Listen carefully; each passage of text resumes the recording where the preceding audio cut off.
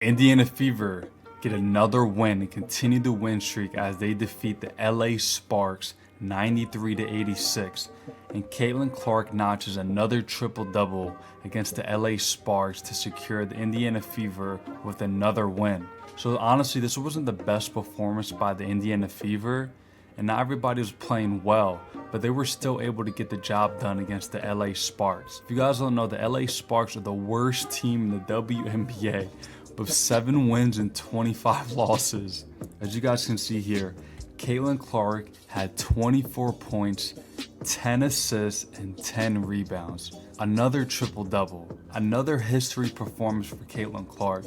And honestly, it wasn't the team's best performance, but Caitlin Clark was doing her thing, making step-back three-pointers, behind-the-back passes. You see, the thing about the Indiana Fever is I think they played down to their competition because the LA Sparks are honestly just so bad. That's honestly why the game ended up being so close.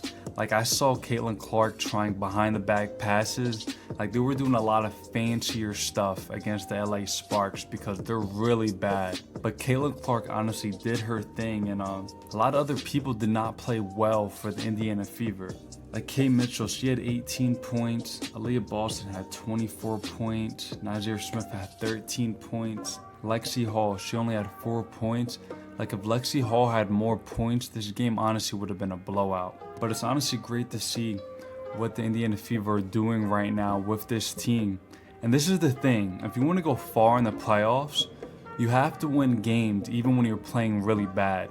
Like, they won this game and they did not play that well at all. So this is honestly a good sign in the right direction, because every single game you're not going to be on point playing your best basketball. But if you can still somehow win the game, that's a great sign. And for the LA Sparks, Hammy honestly played incredible. 16 points. Stevenson, she had 13 points. Sims had 20 points. Nurse had 13, and Burrow had 16 points. Like, Hamby with 16 points again, man, I know the Las Vegas Aces regret giving up on her. But yeah, she honestly had a great game for the Los Angeles Sparks. But yeah, at the end of the day, Indiana Fever got it done again. And they're on another winning streak, as you guys know. The Indiana Fever right now are still in the 6th spot, moving up almost at the 5th seed. We're almost there. We're 2 games behind the Seattle Storm. The Indiana Fever are on a 5-game winning streak right now. And they're 8-2 on their last 10 games because of Caitlin Clark leading the Indiana Fever right now. So it's great to see what they're doing right now, and they still have a shot at maybe getting to that 5th seed if they can win out the rest of the season.